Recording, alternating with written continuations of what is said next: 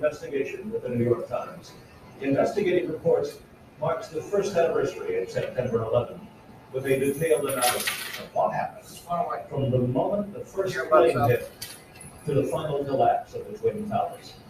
The program reflects what the Times called an indelible canvas of sacrifice formed by emergency workers that day. But we also highlight some structural weaknesses that allowed the towers to collapse so quickly, and flaws in the chain of command and communications that may have cost many lives.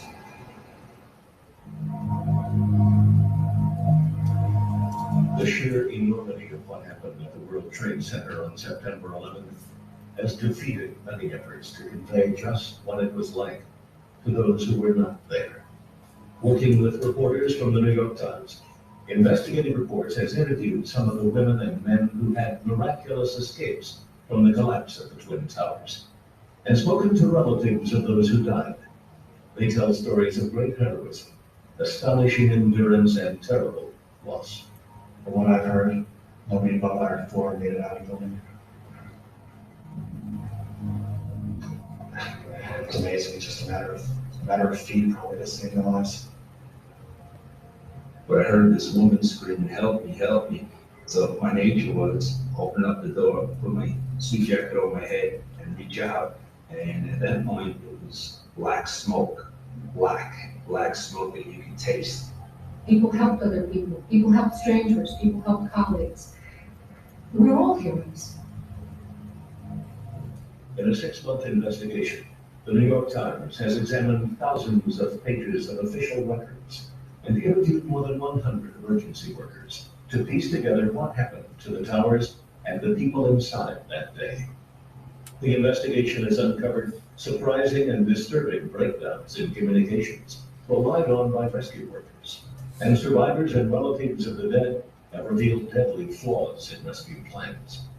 Their accounts provide important lessons for the future of tall buildings and the people who worked in them. Reporter Ford Fessenden. This story has been both the most difficult and the best story that I think I've ever been involved in. Incredibly compelling, incredibly large. Reporters are used to telling stories of tragedy, but never on this scale. Tonight, what happened in 102 minutes, from the first moment of impact to the final collapse. 8 a.m., September 11th, 2001, at the World Trade Center, New York City. Another typically beautiful fall day. Well, normally I arrive at work around 8 o'clock in the morning. That's my normal time. An early bird. Lynn Simpson worked for a public relations company in an office on the 89th floor of the North Tower. We usually met in my office, and my office had a view of both rivers and the Empire State Building. At the very top of the North Tower sat the Windows on the World restaurant. Waiter Jan Maciejewski often told his wife how much he enjoyed working there. They would sit and talk with the customers. It was a nice atmosphere. He always had funny stories when he came home. Windows on the World was the pinnacle of an astonishing architectural achievement. 2 immense steel, glass, and concrete towers soaring 1,300 feet into the air. Leslie Robertson was the chief structural engineer responsible for the construction. Our responsibility was to try to come up with a new way to design and a new way to build and new kind of structure for such a building, because no one had ever built such a large structure before. The resort is essentially an acre in size, and so it's actually a huge building compared to any other tall building that had been constructed before or since. At 8:44 a.m. on September 11th, Chuck Allen noticed something unusual from his window on the 83rd floor of the North Tower. And it wasn't like I dwelled on it, but it was just one of those quick thoughts you have, and I realized I'd never seen an airplane over there in what I thought was very, very low. A split second, half a second perhaps, before the plane hit the building, we heard the jets. At 8:46 a.m., American Airlines Flight 11 crashed into the North Tower of the World Trade Center, at a speed of just under 500 miles an hour. Most of the 300 people between floors 94 and 100 died in the initial fireball, which also killed the 88 passengers and crew and the 5 hijackers. At the instant the plane struck, Walter Polivia was opening the door to his office on the 89th floor. It was like getting hit with a baseball bat on the back of your head and just flying through the air. It was, it was unimaginable to lift somebody that's, 225 pounds through the air into a sheetrock wall and literally just holding on to the doorknob. Investigative reports in the New York Times have gone under the skin of the towers to reveal how the buildings and the people inside responded to the massive assault that day. The Twin Towers were immensely strong structures built to withstand hurricane force winds. The enormous steel and concrete buildings could flex and stretch before springing back into place. They had even been built to withstand a plane crash. Structure was designed to resist the impact of the 707 aircraft, which was the largest aircraft of its time.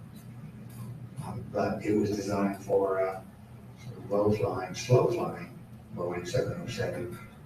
The impact of the American Airlines 767, which was flying far faster than the old Boeing 707, tested the North Tower like never before. The 767 smashed through the north side of the tower, shattering most of the massive steel columns on that side and plowing on into the core of the building. Structural engineer Gene Corley headed the first comprehensive inquiry into what happened to the Twin Towers on September 11th. We came to the conclusion that about 2/3 of the columns on one side of the building had been destroyed or damaged to the point that they could carry virtually no load. But while the North Tower had been dealt a massive and grievous blow, initially it appeared able to cope with the impact of the hurtling plane. Each column is carrying a small part of the total load, so that you can take a large number of the columns out, just remove them, and you still have a way to take the load with the remaining columns. While the North Tower reeled from the initial impact, hundreds of phone calls, text, and email messages began to pour out from those trapped inside.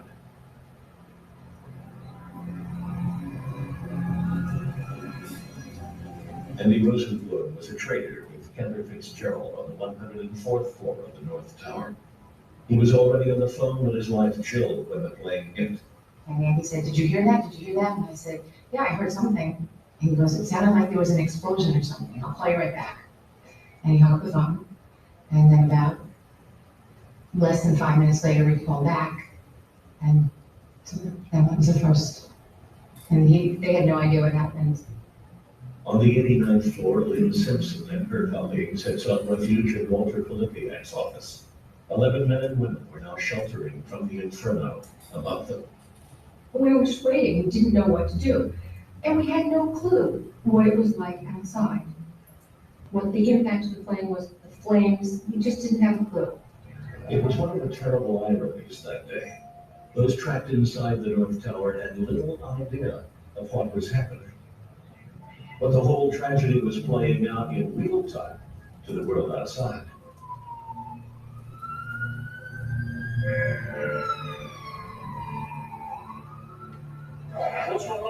Thousands of workers on the lower floors of the North Tower began streaming out within the first few minutes of the plane hitting.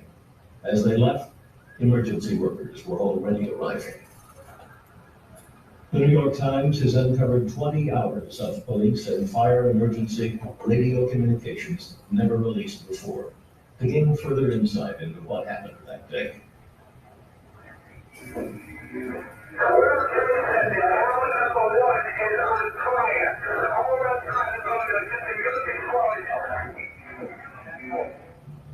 When we return, as emergency workers rushed to the rescue, how thousands of people in the North Tower began a perilous descent to safety. There was smoke, there were jet fuel fumes. As soon as I stepped into it, I thought, this is really not good. we're gonna be breathing this stuff all the way down. And I looked around and I was thinking to myself, some of these people are not gonna make it all the way down. At 8:55 a.m., the North Tower had been burning for 9 minutes. At the top, 170 staff and customers in the windows on the World Restaurant were struggling to cope with smoke pouring in under doors and windows. Waiter Jan Mashievsky told his wife it was becoming difficult to breathe. And I said to him, well, go somewhere, get some water, and wet a napkin and put it by your face. And he told me that there was no water around for him to do that, but he was gonna try the vases and see if there was water in the vases.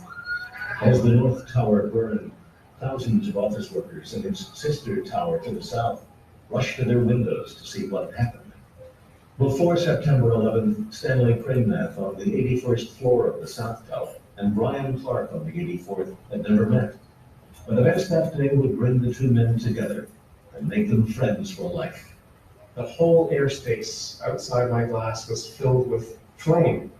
And I didn't know what it was, but my reaction was, my thought process was at that time that there had been an explosion a couple of floors above me. I turned, looking behind me, towards the Hudson, and what I saw was fireballs coming down. Didn't know what was happening. Stanley made for the elevators to leave. Brian Clark, who was a fire marshal for his company, started encouraging his staff to evacuate. Because of my experience in 1993, there was a responsibility, a pressure, if you like, to get people moving and moving down. September 11th was not the first time Islamic terrorists had tried to destroy the World Trade Center. In February 1993, 6 people died and more than 1,000 suffered from smoke inhalation when terrorists linked to Osama bin Laden exploded a truck bomb in the basement of the North Tower. But getting thousands of people down the stairs and out of the World Trade Center then took more than 3.5 hours. Evacuation procedures had to be improved. This Port Authority training video shot in June 1999 shows firefighters inside the Twin Towers using stairwells equipped with emergency lights and painted with luminescent paint to guide people out in the dark. These simple safety measures introduced after the 93 bombing were to save thousands of lives on September 11th. At the top of the North Tower, Windows on the World staff had fire drills once a month and thought they knew exactly what to do in the event of a fire. He told me that the fire department made an announcement over the loudspeaker and told them to stay where they were because they were gonna come up and get them. The advice to stay where you were and wait to be rescued was standard procedure. The 1999 video shows firefighters following a strategy called defend in place, where only those closest to the fire are rescued while the rest of the building is not evacuated. Vincent Dunn was a firefighter for 42 years. He's fought hundreds of high-rise fires, and he says the defend in place strategy was doomed to fail on September 11th. The defend in place strategy was imposed on the fire service by builders and designers of high-rise buildings. And the defend in place strategy, it states that we have to fight the fire and while the people in the building stay where they are.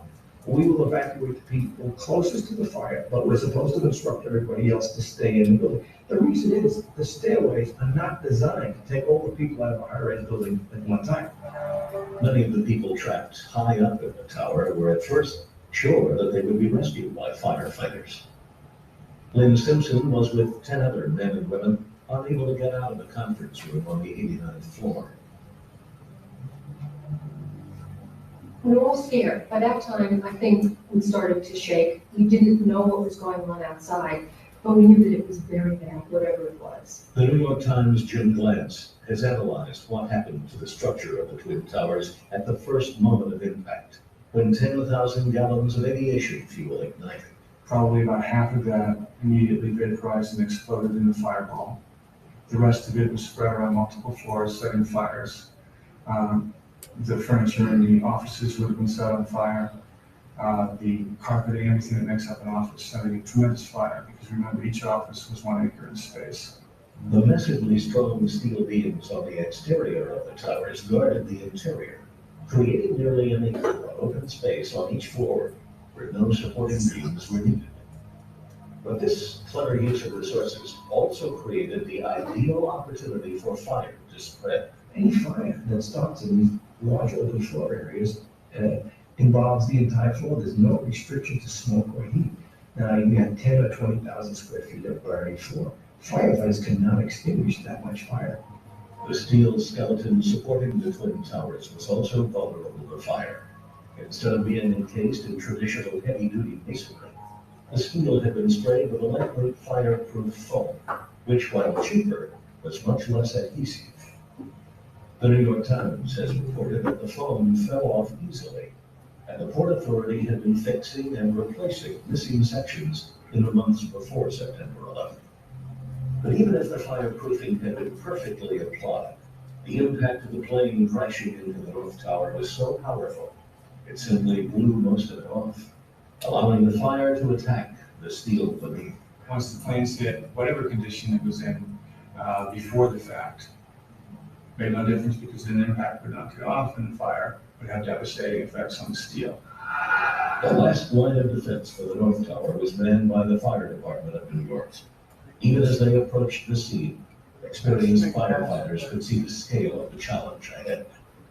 Fire chiefs were telling firefighters, God be with you, and firefighters were saying to each other, hope to see you again. I believe they did know that this was a especially dangerous fire.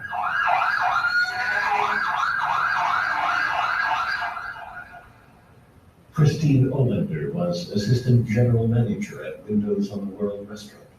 She tried to reach her boss, Glenn Vogt, on his home phone. She was calling from my office.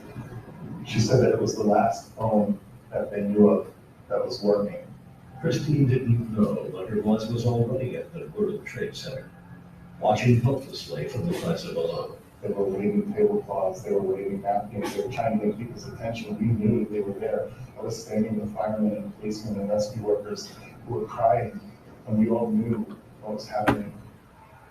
At 8:58 a.m., just 12 minutes after the plane hit the first tower, people in the highest levels started falling from the windows at the top.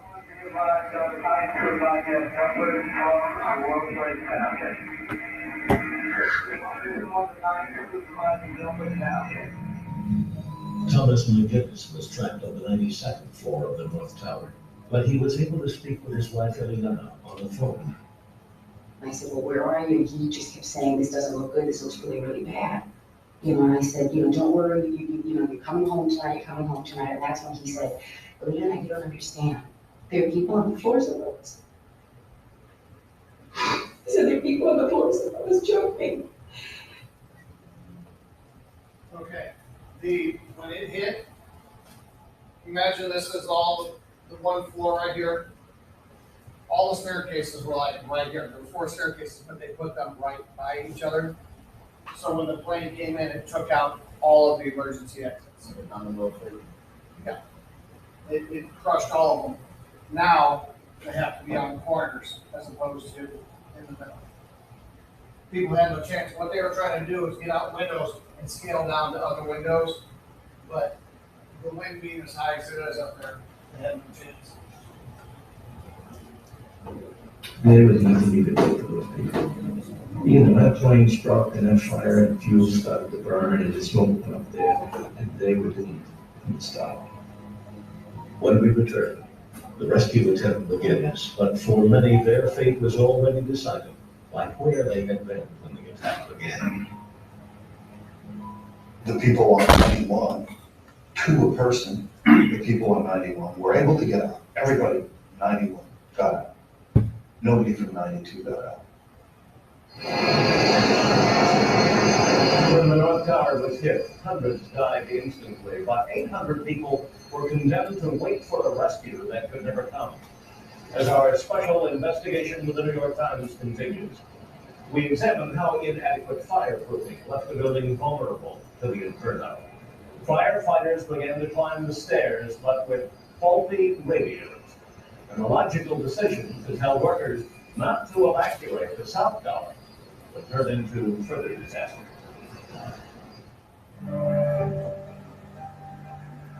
The North Tower stood up to the initial impact of the flying firebomb that had been American Airlines Flight 11. But the sheer force of the collision meant people above the impact zone were cut off. Andrew Rosenblum was trapped in the offices of Cantor Fitzgerald on the 104th floor, where nearly 700 would die. They had tried to get to a staircase, and he said that there was no way that they could get to a staircase. He didn't say that the staircase wasn't passable or wasn't there, but he said that they couldn't get to it because there was too much smoke on the floor and there was fire on the floor. The awful randomness of that day meant life or death, depending simply on which floor you worked. Francis Calton and his colleagues dug their way out of the wreckage of what had been their offices on the 91st floor and found their way to an escape stairway. As we opened up the stairway to find out whether we can make it down, one of them did not look good. It was dark, and we see there was damage in there. But somebody went and checked the third stairway and said that one was even worse. So we left to the only stairway we could. Each tower of the World Trade Center contained 3 emergency stairways, which were grouped close together in the core of the buildings. In the event of a fire, workers could walk down and firefighters could walk up to carry out a rescue. The escape stairwells were one of the most tragic elements of the failure of the buildings on September 11th. The force of the collision smashed the lightweight gypsum off the walls that were supposed to protect the emergency stairs. All 3 stairwells near the impact zone were destroyed or blocked. If the escape stairwells had survived, despite all the other devastation that took place in the buildings, possibly as many as 1,100 people who, in fact, became trapped above the airplane impact zones might have escaped. On the 89th floor, 11 men and women were trapped inside a conference room. As smoke came under the door, they began making desperate phone calls to their loved ones in the outside world. Some people were crying. They couldn't deal with emotion. It was scary, and it was raw emotion. We were just there. We were strangers, we were colleagues, and we were together. It was just us. The devastating damage done to the internal workings of the North Tower has been analyzed by scientists led by structural engineer Gene Corley. When the plane hit, there was a push that occurred in the building that would cause some distortion of everything inside the building. Very likely in the upper levels near where the plane hit, doors would have been jammed, walls that were standing there would have, in some cases, been knocked over, other cases they would have just been pushed sideways. The group trapped on the 89th floor couldn't open the door to the emergency stairwell. The doors were all locked and always or jammed, because at this point, I believe they were probably jammed, steel on steel, the way the building had shifted. I believe the doors were probably all jammed in the steel frames. By 8:58 a.m., fire and black smoke were covering the top of the North Tower. Every time I returned to my office, I was making coughing sounds to make it sound like there was too much smoke in the hallway, but really, we were trapped. There was no way out.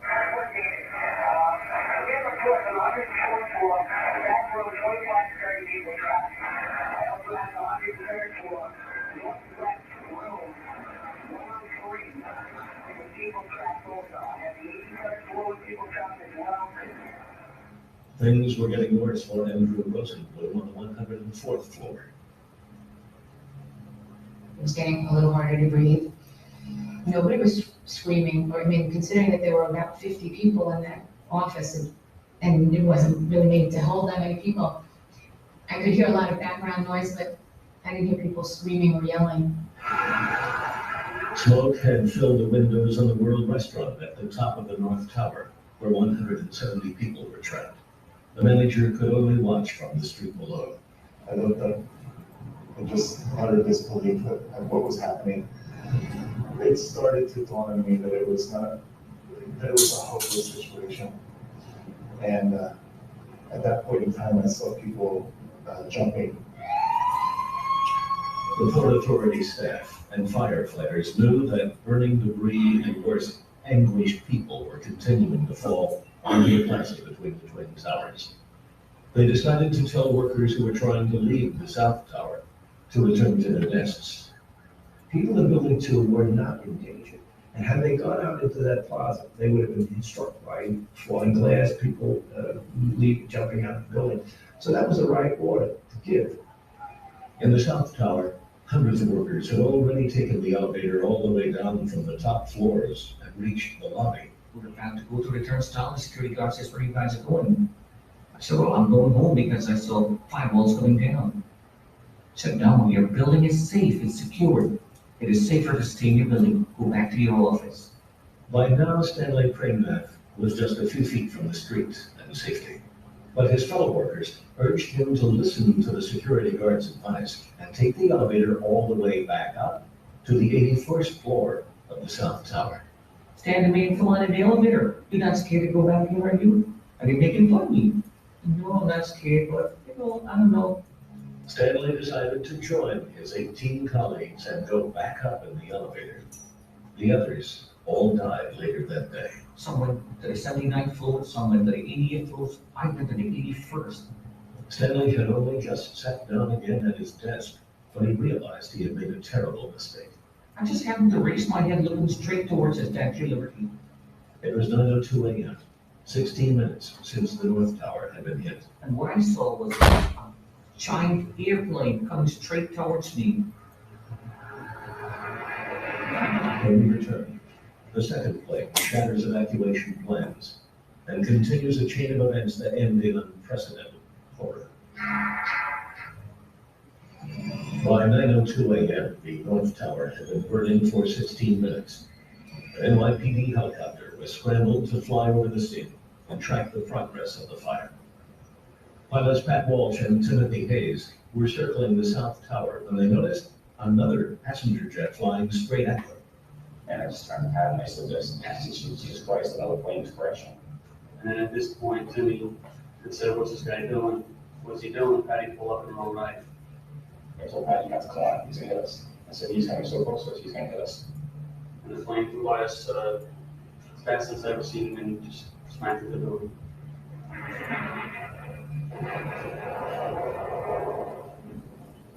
At 9:03 a.m., 17 minutes after the attack on the World Trade Center began, a second plane crashed into the South Tower. The impact immediately killed the 60 passengers and crew of United Flight 175 and the 5 hijackers.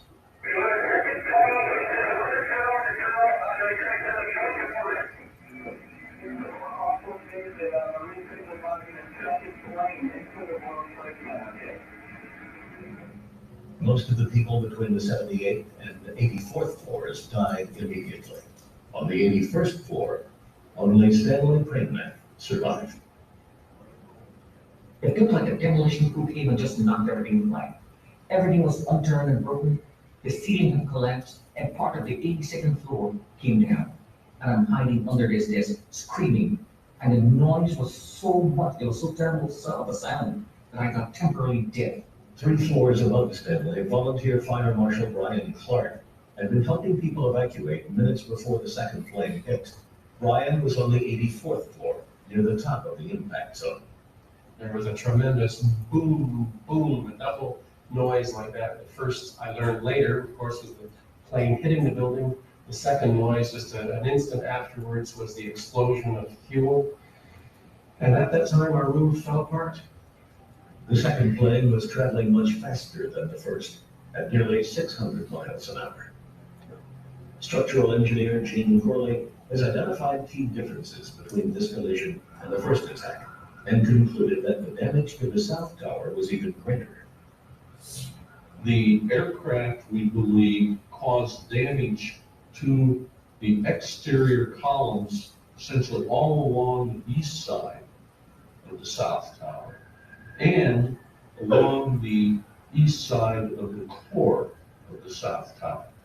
So we think it weakened that side of the building considerably. The second 767 smashed into the South Tower at an angle, taking out crucial areas of the superstructure and leaving the building dangerously unstable. Moments before the South Tower was attacked, Scores of office workers had gathered in the 78th floor sky lobby, trying to decide whether to use the express elevators, which could bring them down to safety in less than a minute. This sort of crossroads of this decision-making was the 78th floor, when suddenly this plane, and it was just a wingtip of the plane, crashed through the south wall. They described a scene of incredible devastation, almost immediately, in which most of these people are killed or terribly injured. Betty Chavez had worked on the 86th floor of the South Tower for 10 years. When the first plane hit, she ran down the stairs to the sky lobby. So did Ling Young. Mary and Ling had been friends for 25 years, but that morning they didn't notice one another in the crowded confusion. They were both about to board an elevator when their world exploded. The next thing, I woke up and I was knocking debris off of me. I had been blown when the plane hit the floor. And the only I remember, I was thrown from one end to another. And then when I got up, I don't know how long it took, when I got up, my glasses was full of blood. I couldn't see. And I just saw fire. I felt like my face was on fire. So I turned immediately and I felt like my back was on fire. So instant intuition to roll, knowing that that's what you learn from childhood. You roll if you're on fire. And unfortunately, I rolled into other people. To recovery. Mary and Ling were two of just 12 people who survived the carnage on the 78th floor.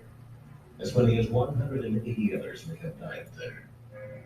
On the 84th floor of the South Tower, volunteer Fire Marshal Brian Clark was trying to lead some of his staff to safety.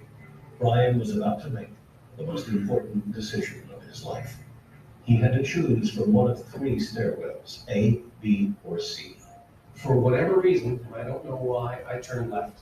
And we got to stairway A. And unfortunately, there are no stories around of anybody coming down stairway B or stairway C, but just pure luck, a miracle perhaps. I turned left and we started down stairway A. There were fewer choices on other floors.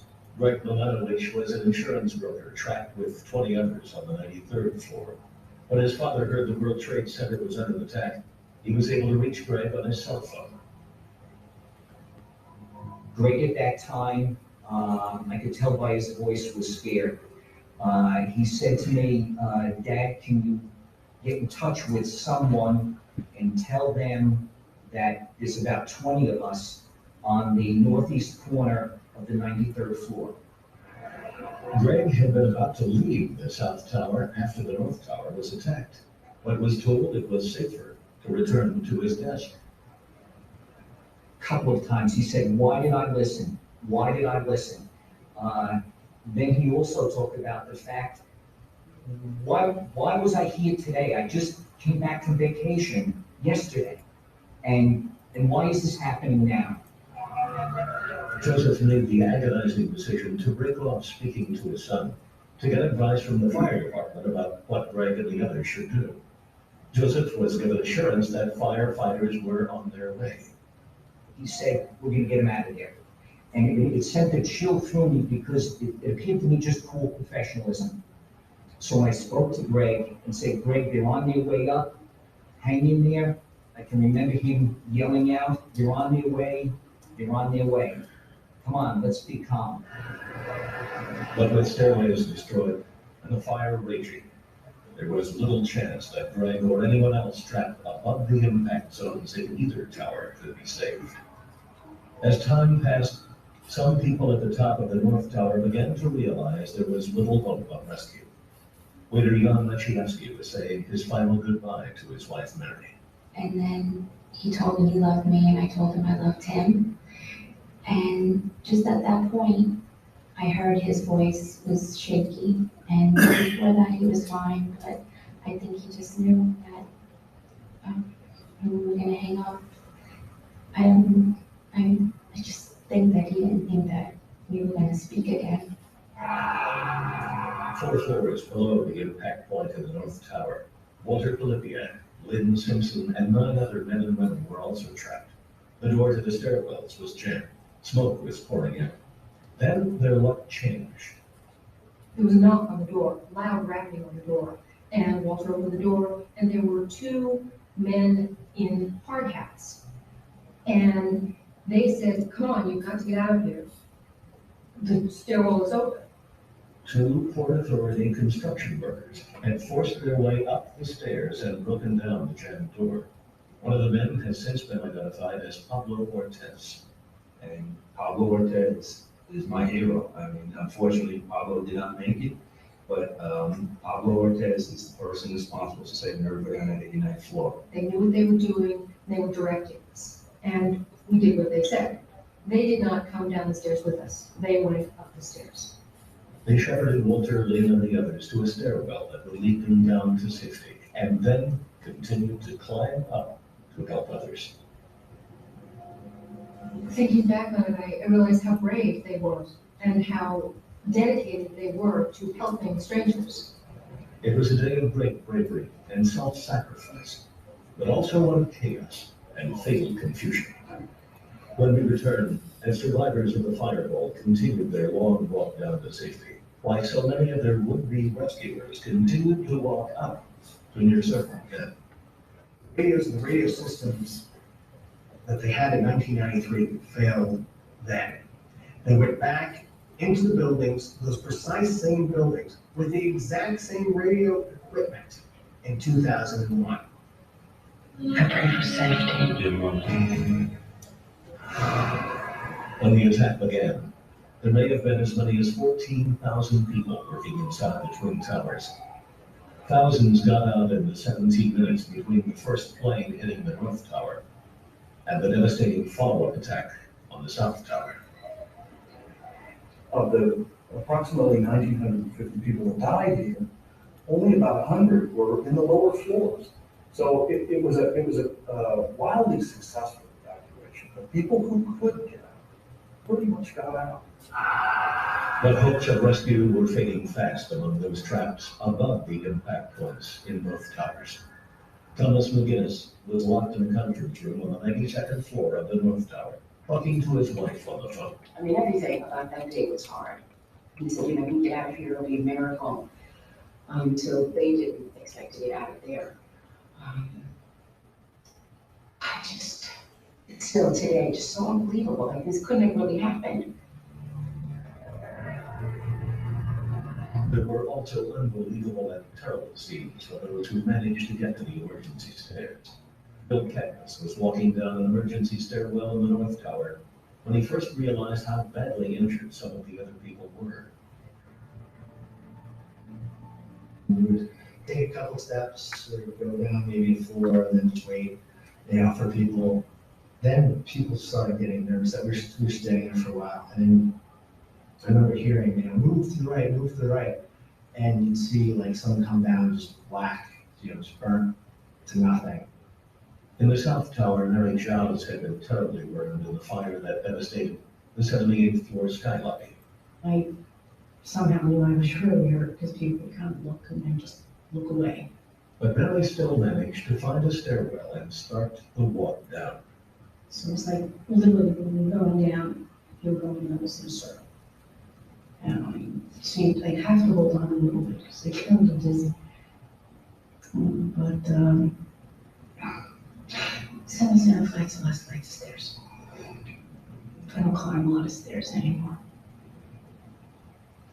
By now, hundreds of firefighters and other rescue workers were rushing up the stairs in an attempt to save those who were trapped.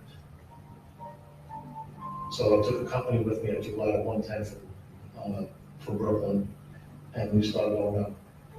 Fire Chief Richard Picciotto arrived just after the second plane hit. He was told people needed assistance on the 25th floor of the North Tower. We made our way up to initially the 21st and the 25th floor, the floors that people needed assistance, and they were already being treated by the fire. The smashing impact of the planes meant most of the tower's elevators were not working. And so that meant firefighters had to climb the stairs. The weight of the gear is 94.5 pounds. The firefighters' ability to deal with high-rise fires while laden with heavy equipment has been tracked by the New York Times' Jim Quire. Each firefighter is carrying hose and the bunker gear and the hat and the whole setup with oxygen and everything else is an enormous load. It's about, half the weight of an average fireman. To get to the scene of the fire meant climbing up as many as 90 floors. That's 180 flights of stairs, 10 steps at a time. And the firefighters were handicapped by another fundamental problem. Their radios did not work efficiently inside the Twin Towers. Sometimes you can hear very well, other places you can't. You can be in one place on the floor and hear transmissions, you can be 20 feet away and you won't hear anything. It's just very sporadic operation. The problem with the firefighters' radios had been well established in 1993, in the first attack on the World Trade Center. But when this drill ran in 1999, firefighters were still using the same inadequate radios. By September 2001, little had changed. Firefighters couldn't get messages up the stairs or down the stairs. They couldn't get them from one side of the street to the other side of the street. Firefighters' inability to communicate with one another inside the towers had fatal consequences on September 11th. They couldn't get a message from the people warning them that the building was about to fall down to the fire commanders who were in charge of all the men who had rushed into the building and try and save others. As the firefighters walked up, they began to meet some of the hundreds of office workers trying to come down the same narrow stairs. 40th floor, we saw the first firemen, marching up the stairs. These guys were just I guess they were like the Green Beret of the fire department, because they were just marching up the stairs. Bill Katniss had walked down from the 83rd floor. The next group of firefighters he met were having a much tougher time coming up. They were really struggling to get up.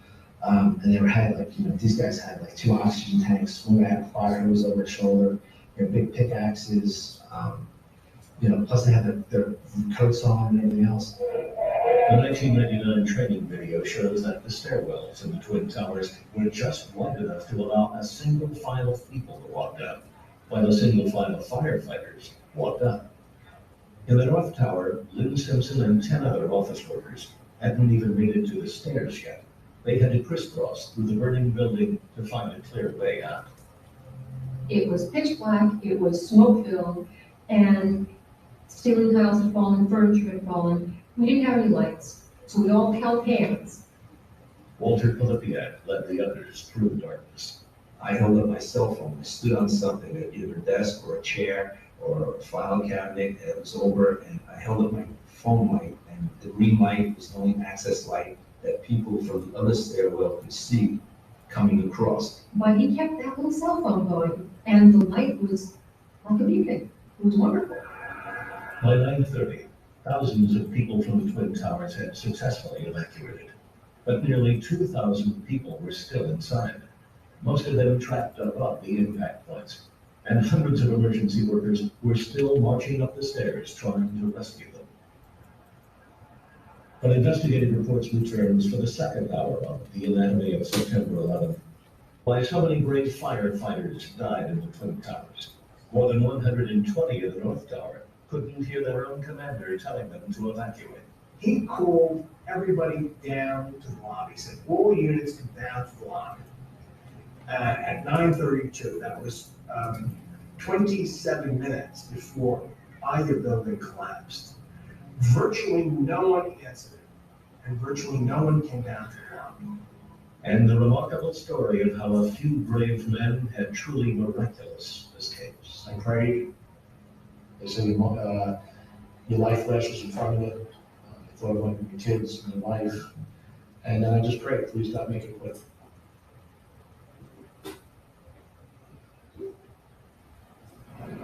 In the first hour, we showed how the impact of the crashing planes ignited an inferno, taking hundreds of lives and trapping hundreds more. The second plane hit only moments after some in the South Tower had been told it was safe to return to their desks. Now, any chance of rescue depended on firefighters being able to climb flight after flight of stairs. Life or death would also depend on individual acts of